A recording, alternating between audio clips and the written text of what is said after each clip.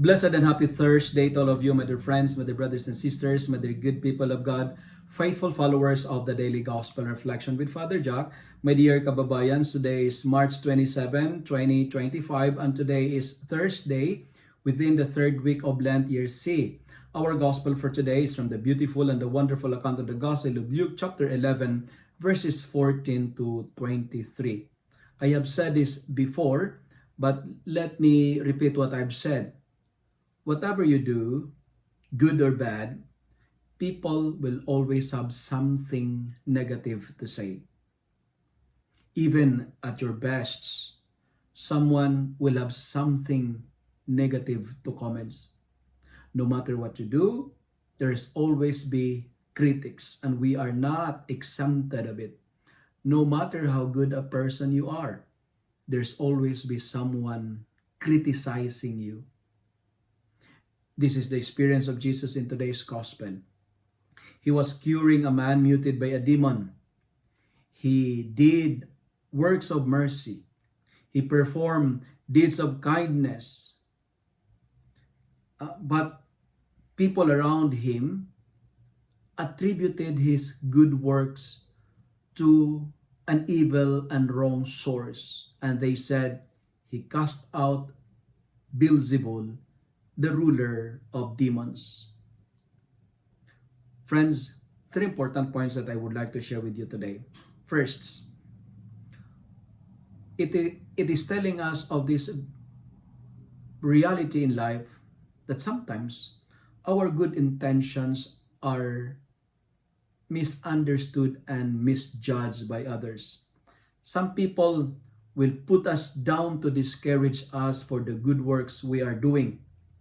But like Jesus, continue to do good no matter what people has to say.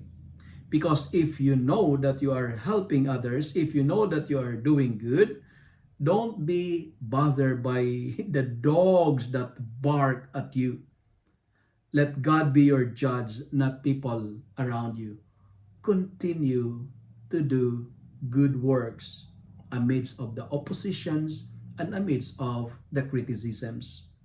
Second, we are challenged by the gospel for today to see always the best in people. When we choose to see the good in others, you know what? We will end up finding the good in ourselves. So, today, train your mind to see the good in everything. Never be a stiff-necked kind of people. That is one-sided kind of people. Because stiff-necked people listen only to the one side of the story. Stiff-necked people read only one page of the entire book.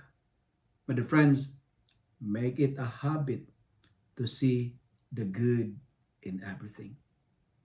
And finally, the gospel ended up by saying, whoever is not with me is against me, and whoever does not gather with me scatters. My dear friends, whose side are you in? Do you divide people or do you unite people? Do you listen to the Lord or do you disturb the silence that others are enjoying? Today, listen to Jesus. Harden not your hearts. Listening to Jesus is making yourself like a strong castle. Nobody can overpower and can destroy you. Because when you are on God's side, you are on the right side. The devil was very noisy, but Jesus dealt with a man muted by the devil, and he healed them. He healed the man muted with an evil spirit. What I'm trying to say is this, and this is where I'm going to conclude my reflection. Put your trust on the strong one. Trust in the Lord because He is the strongest one. Trust the Lord because He is the most powerful one. If you love and like this reflection, kindly share it with your friends, share it with your family. make the Word of God viral so that many will be blessed. Amen.